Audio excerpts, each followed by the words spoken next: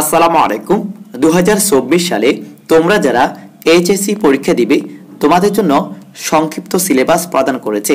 আজকে আমরা আলোচনা করব ব্যবসায় সংগঠন ও ব্যবস্থাপনা প্রথম পত্রের সিলেবাস নিয়ে, বিষয় কোড 277।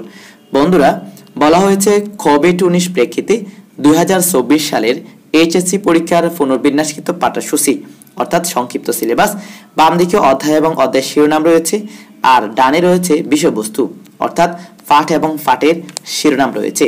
তোমরা পাঠ এবং পাঠের শিরোনাম দেখে তোমাদের বই থেকে পড়ে নেবে।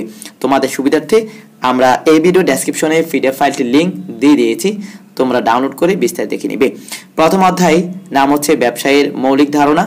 এখানে তোমাদের পাঠ এবং পাঠের শিরোনাম আছে, দেখতে পাচ্ছ।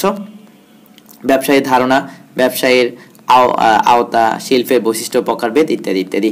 এরপর রয়েছে দ্বিতীয় অধ্যায়, নাম হচ্ছে ব্যবসায়িক পরিবেশ।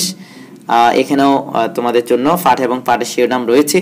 ব্যবসায় পরিবেশের ধারণা, ব্যবসায় পরিবেশ উপাদানগুলো রয়েছে প্রাকৃতিক, অর্থনৈতিক, সামাজিক, সাংস্কৃতিক, রাজনৈতিক, ধর্মীয়, আইনগত, প্রযুক্তিগত।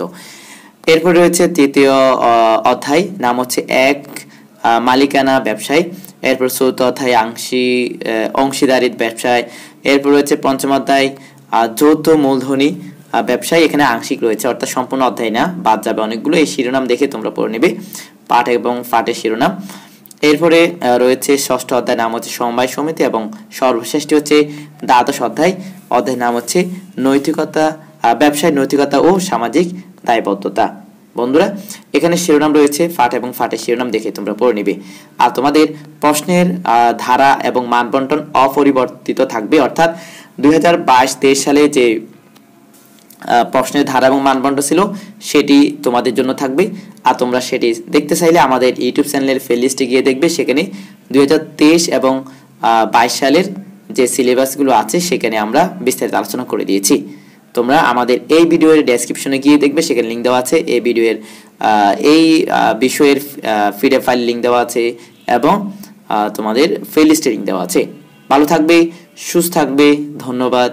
আল্লাহ হাফেজ।